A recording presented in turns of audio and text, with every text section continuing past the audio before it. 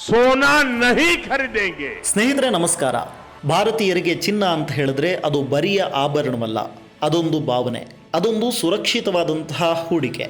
ಇತ್ತೀಚಿನ ದಿನಗಳಲ್ಲಿ ಚಿನ್ನದ ಮೇಲೆ ಇನ್ವೆಸ್ಟ್ ಮಾಡಿದವರಂತೂ ಸಿಕ್ಕಾಪಟ್ಟೆ ಲಾಭವನ್ನು ಗಳಿಸ್ತಾ ಇದ್ದಾರೆ.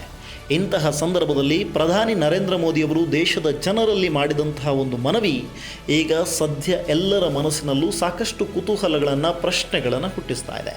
ಕನಿಷ್ಠ 1 ವರ್ಷದವರೆಗೆ ಚಿನ್ನವನ್ನು ಖರೀದಿಸುವುದನ್ನು ನಿಲ್ಲಿಸಿ ಅಂತ ಹೇಳಿ ಪ್ರಧಾನಿ ಮೋದಿ ಕರೆ ಕೊಟ್ಟಿದ್ದಾರೆ.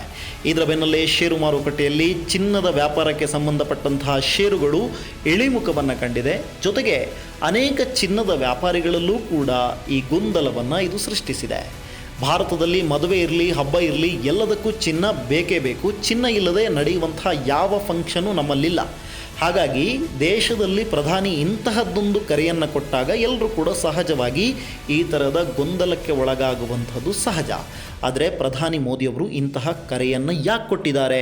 ನಾವು ಚಿನ್ನದ ಮೇಲೆ ಇನ್ವೆಸ್ಟ್ ಮಾಡೋದೇ ತಪ್ಪಾ? ಇದರ ಹಿಂದಿರುವಂತಹ ಆರ್ಥಿಕವಾದಂಥ ಕಾರಣಗಳು ಏನು? ಇದು ಬರೀ ಪೊಲಿಟಿಕಲ್ ಅಜೆಂಡಾನಾ? ಈ ಥರದ ಸಾಕಷ್ಟು ಪ್ರಶ್ನೆಗಳು ನಮ್ಮಲ್ಲೂ ಕೂಡ ಕಾಡಿರುತ್ತೆ. ಇದೆಲ್ಲದಕ್ಕೂ ಉತ್ತರ ಕೊಡ್ತೀನಿ.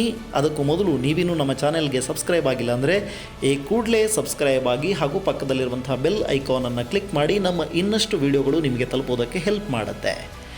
ಮೊದಲನೇದಾಗಿ ಪ್ರಧಾನಿ ನರೇಂದ್ರ ಮೋದಿಯವರು ಈ ಮನವಿಯನ್ನು ಮಾಡಿರುವಂಥದ್ದು ಸಂಪೂರ್ಣವಾಗಿ ಆರ್ಥಿಕ ದೇಶಭಕ್ತಿ ಅಂತಲೇ ಹೇಳ್ಬೋದು. ಸದ್ಯ ಜಾಗತಿಕ ಮಟ್ಟದಲ್ಲಿ ಯುದ್ಧ ಮತ್ತು ಅನಿಶ್ಚಿತತೆಯ ವಾತಾವರಣ ಇದೆ. ನೀವು ಉಕ್ರೇನ್ ರಷ್ಯಾ ಯುದ್ಧ ಆಗಿರ್ಬೋದು ಅಥವಾ ಇತ್ತೀಚೆಗೆ ಆಗಿರುವಂಥ ಯುದ್ಧಗಳಾಗಿರಬಹುದು, ಎಲ್ಲ ಯುದ್ಧಗಳನ್ನು ಕೂಡ ಉಲ್ಲೇಖಿಸಿ ಈ ಒಂದು ಸ್ಟೇಟ್ಮೆಂಟನ್ನು ನರೇಂದ್ರ ಮೋದಿಯವರು ಕೊಡ್ತಾರೆ. ಇಂತಹ ಸಮಯದಲ್ಲಿ ನಮಗೆಲ್ಲರಿಗೂ ಗೊತ್ತಿದೆ, ವಿದೇಶಿ ವಿನಿಮಯದಲ್ಲಿ ಸಾಕಷ್ಟು ಏರುಪೇರುಗಳಾಗುತ್ತೆ.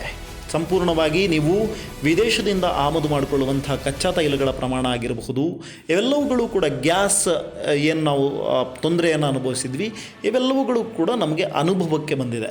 ಈ ಥರದ್ದು ಯುದ್ಧ ಆದಂತಹ ಸಂದರ್ಭದಲ್ಲಿ ಅಂತಾರಾಷ್ಟ್ರೀಯ ಮಾರುಕಟ್ಟೆಗಳಿಂದ ನಮಗೆ ಬರುವಂಥ ಆಮದು ಮಾಡಿಕೊಳ್ಳುವಂಥ ವಸ್ತು ಆಗಿರ್ಬೋದು ಅಥವಾ ನಾವು ರಫ್ತು ಮಾಡುವಂಥ ವಸ್ತು ಆಗಿರ್ಬೋದು, ಇವೆರಡರ ಮೇಲೂ ಕೂಡ ಪರಿಣಾಮವನ್ನು ಬೀರುತ್ತೆ.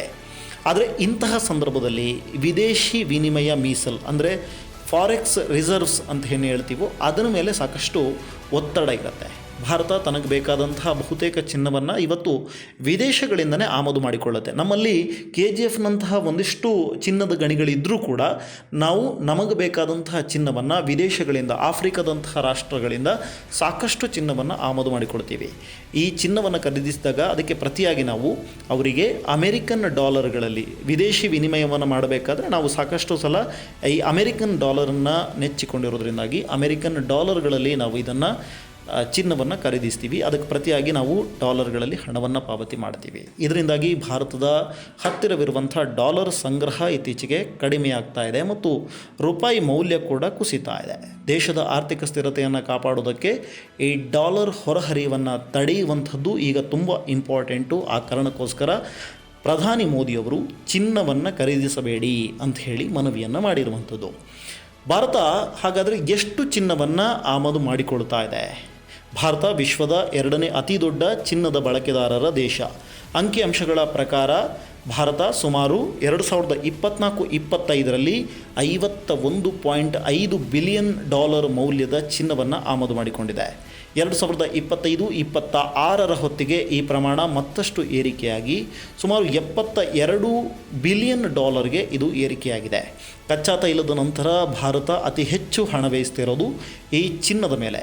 ನಮ್ಮ ದೇಶದ ಒಟ್ಟು ಆಮದು ವೆಚ್ಚದಲ್ಲಿ ಸುಮಾರು 9.3% ಭಾಗ ಕೇವಲ ಚಿನ್ನಕ್ಕಾಗಿ ಹೋಗ್ತಾ ಇದೆ. ಇದು ನಮ್ಮ ದೇಶದ ಚಾಲ್ತಿ ಖಾತೆ ಕೊರತೆಯನ್ನು ಅಂದರೆ ಕರೆಂಟ್ ಅಕೌಂಟ್ ಡೆಫಿಸಿಟ್ ಅಂತ ಏನು ಕರಿತೀವೋ ಇದನ್ನು ಹೆಚ್ಚಿಸ್ತಾ ಇದೆ. ಹಾಗಾದರೆ ಭಾರತಕ್ಕೆ ಚಿನ್ನವನ್ನು ನಾವು ಖರೀದಿಸದೇ ಇದ್ದರೆ ಏನೆಲ್ಲ ಲಾಭ ಆಗುತ್ತೆ? ಆರ್ಥಿಕವಾಗಿ ಏನೆಲ್ಲ ಲಾಭ ಆಗುತ್ತೆ? ಒಂದು ವೇಳೆ ದೇಶದ ಜನತೆ 1 ವರ್ಷ ಚಿನ್ನವನ್ನು ಖರೀದಿಸದೇ ಇದ್ದರೆ ಏನೆಲ್ಲ ಪರಿಣಾಮಗಳು ಬೀರುತ್ತೆ, ಏನಾಗುತ್ತೆ ಅನ್ನುವ ಪ್ರಶ್ನೆ ನಮ್ಮೆಲ್ಲರಲ್ಲೂ ಕೂಡ ಇರುತ್ತೆ. ಸಾವಿರಾರು ಕೋಟಿ ಮೌಲ್ಯದ ವಿದೇಶಿ ವಿನಿಮಯ ದೇಶದಲ್ಲೇ ಉಳಿತಾಯ ಆಗುತ್ತೆ. ಎರಡನೇದಾಗಿ ಡಾಲರ್ ಬೇಡಿಕೆ ಕಡಿಮೆಯಾದಾಗ ಅಂತಾರಾಷ್ಟ್ರೀಯ ಮಾರುಕಟ್ಟೆಯಲ್ಲಿ ರೂಪಾಯಿ ಮೌಲ್ಯ ಸ್ಥಿರವಾಗಿರುತ್ತೆ ಅಥವಾ ಹೆಚ್ಚಾಗುತ್ತೆ. ಚಿನ್ನದ ಮೇಲೆ ಹೂಡುವ ಹಣವನ್ನು ಬ್ಯಾಂಕ್ಗಳಲ್ಲಿ ಅಥವಾ ಇತರ ಉತ್ಪಾದನಾ ವಲಯಗಳಲ್ಲಿ ಹೂಡಿದರೆ ಅದು ದೇಶದ ಮೂಲಸೌಕರ್ಯ ಮತ್ತು ಉದ್ಯೋಗ ಸೃಷ್ಟಿಗೆ ಬಳಕೆಯಾಗುತ್ತದೆ. ದೇಶದ ವ್ಯಾಪಾರ ಕೊರತೆ ಕಡಿಮೆಯಾಗಿ ಭಾರತದ ಆರ್ಥಿಕತೆ ಮತ್ತಷ್ಟು ಬಲಿಷ್ಠವಾಗುತ್ತೆ. ಹಾಗಾದರೆ ನಿಮಗೆಲ್ಲರಿಗೂ ಕೂಡ ಮತ್ತೊಂದು ಕನ್ಫ್ಯೂಷನ್ ಇರುತ್ತೆ. ಇವತ್ತಿನ ದಿನದಲ್ಲಿ ಚಿನ್ನದ ಬೆಲೆ ದಿನದಿಂದ ದಿನಕ್ಕೆ ಏರಿಕೆ ಆಗ್ತಾ ಇದೆ. ನಾವೇನಾದರೂ ಈಗ ಇನ್ವೆಸ್ಟ್ ಮಾಡಿದ್ರೆ ಮುಂದಿನ 10-15 ವರ್ಷಗಳಲ್ಲಿ ಚಿನ್ನದಲ್ಲಿ ಬಂಪರ್ ಲಾಭವನ್ನು ಪಡ್ಕೋಬಹುದು. ಆದರೆ ಪ್ರಧಾನಿ ಮೋದಿ ಕೊಟ್ಟಿರುವಂತಹ ಈ ಹೇಳಿಕೆಯಿಂದಾಗಿ ನಾವು ಚಿನ್ನ ಖರೀದಿಯನ್ನು ಹೋಲ್ಡ್ ಮಾಡಬೇಕಾ ಅಥವಾ ಚಿನ್ನವನ್ನು ಖರೀದಿಸದೇ ಇರಬೇಕಾ, ನಾವು ಇನ್ವೆಸ್ಟ್ ಮಾಡಲೇಬಾರ್ದ, ಚಿನ್ನದಲ್ಲಿ ಗೋಲ್ಡ್ ಮೇಲೆ ಇನ್ವೆಸ್ಟ್ ಮಾಡಲೇಬಾರ್ದ, ಈ ಥರದ ಸಾಕಷ್ಟು ಪ್ರಶ್ನೆಗಳು ನಮ್ಮೆಲ್ಲರನ್ನು ಕೂಡ ಕಾಡ್ತಾ ಇರುತ್ತೆ. ಆದರೆ ಪ್ರಧಾನಿ ಮೋದಿಯವರು ಹೇಳಿರುವಂಥದ್ದು ಕೇವಲ ಭೌತಿಕ ಚಿನ್ನ ಅಂದರೆ ಆಭರಣದ ರೂಪದಲ್ಲಿರುವಂಥ ಚಿನ್ನವನ್ನು ಖರೀದಿ ಮಾಡಬೇಡಿ ಅಂತ ಹೇಳಿದ್ದಾರೆ. ನೀವೇನಾದರೂ ಹೂಡಿಕೆ ಮಾಡಬೇಕು ಅಂತ ಇದ್ದರೆ ಡಿಜಿಟಲ್ ಗೋಲ್ಡ್ಗಳ ಮೂಲಕ ಅಥವಾ ಸಾವರಿನ್ ಗೋಲ್ಡ್ ಬಾಂಡ್ಗಳು, ನೀವು ಪೋಸ್ಟ್ ಆಫೀಸ್ನಲ್ಲಿ ಹೋದರೆ ಈ ಗೋಲ್ಡ್ ಬಾಂಡ್ಗಳು ಸಿಗುತ್ತೆ, ಇದರ ಮುಖಾಂತರವಾಗಿ ಇನ್ವೆಸ್ಟ್ ಮಾಡಬಹುದು. ಇದರಿಂದ ನೀವು ಚಿನ್ನದ ಬೆಲೆ ಏರಿಕೆಯ ಲಾಭವನ್ನು ಕೂಡ ಪಡಿಬಹುದು ಮತ್ತು ದೇಶದ ವಿದೇಶಿ ವಿನಿಮಯಕ್ಕೂ ಇದು ಯಾವುದೇ ರೀತಿಯಾದಂಥ ಧಕ್ಕೆಯನ್ನು ಉಂಟು ಮಾಡುವುದಿಲ್ಲ. ದೇಶದ ಆರ್ಥಿಕ ಹಿತದೃಷ್ಟಿಯಿಂದ ಜನರು ಅನಗತ್ಯ ವಿದೇಶ ಪ್ರವಾಸ ಮತ್ತು ಚಿನ್ನದ ಖರೀದಿಯನ್ನು ಮುಂದೂಡಬೇಕು ಎನ್ನುವಂಥದ್ದು ಪ್ರಧಾನಿಯವರ ಆಶಯ. ಈ ಆರ್ಥಿಕ ಸಂಕಷ್ಟದ ಸಮಯದಲ್ಲಿ ನಾವೆಲ್ಲರೂ ಕೂಡ ದೇಶದ ಜೊತೆ ನಿಲ್ಲೋಣ.